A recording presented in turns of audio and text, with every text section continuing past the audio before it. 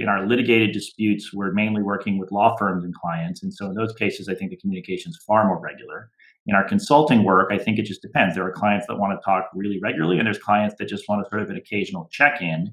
I think we try to come up with some sort of workable schedule with the clients up front, but also if there's something that's changed it significantly, I want to flag that up front. I don't want to wait till the end and surprise. So I do like to live by the rule, no surprises if possible. I think we have enough surprises in the world right now.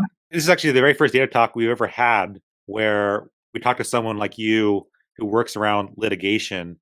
Can you talk a little bit more about like what sorts of projects do you work on where it's involved in court cases? Right. So basically, for me, my practice and a lot of my firm's practice, we generally deal in a few areas that are very data intensive. Antitrust litigation, labor and employment litigation are two areas we do a lot of work in. And those are cases where there's some product at issue, where you need transactional data, often for an entire industry. Wow. Or on the labor side, personnel data.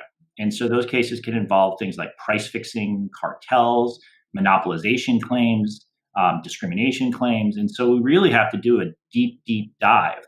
I had one case that went on for many, many years, and it's recently concluded, and we had a favorable jury verdict after working on something for about 8 years. Wow. But it involved every shipment of groceries from the wholesalers to the grocery stores in the Midwest for 10 years. So we had these terabytes of grocery shipment data that we had to process and make sense of. And so the point is, in the litigation context, there are a lot of cases that need large-scale data capabilities and then need an economist or a statistician to interpret what does the data mean, and not just damages, but also just sort of what happened to pricing, how did the pricing evolve, what happened to wages, what's the right benchmark. So that's the kind of stuff we do, but it is actually another area that is very, very data intensive, and we have to do good work. And there's always someone on the other side that's also dissecting these data sets. And so it's a really, it's a very high standard when you do it. And I think that makes us much better in our consulting work. Not so much because we're there on the consulting projects, we're not there because of litigation at all, but we bring a certain rigor and approach that helps us sort of spot things that we wouldn't see if we weren't sort of bringing that level of rigor to the table. What's it like? I mean, working on a project for 8 years, a data project? Brutal. Look, I mean, there are times where these things can go on a long, long time, and you have to build these data sets. You basically nurture them. You explore what they mean.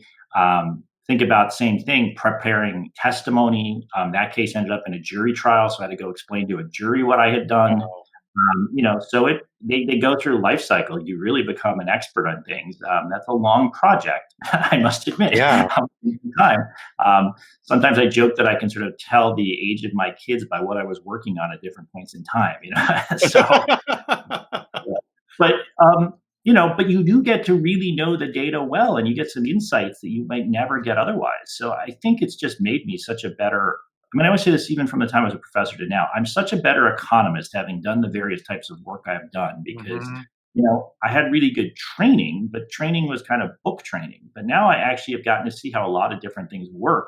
And again, all of our litigation work is generally confidential. So it's not like those data, after that litigation's over, that data set is gone and back to the company, and that's the end of it. But that doesn't mean that there aren't insights about how people think about business or just things like that, or even just questions about what do people understand or don't understand about data? And that does make us better economists in terms of the next time we look at someone's problem and say, okay, well, let me help you think about it. Here's the kinds of things that I remember people didn't understand in the past types of things I've done. Thank you so much for checking out this clip from the Data Talk podcast. To watch the full episode, you can either go to the Experian blog. The URL is experian.com/datatalk, or you can click on the link, which is found in the description of this video.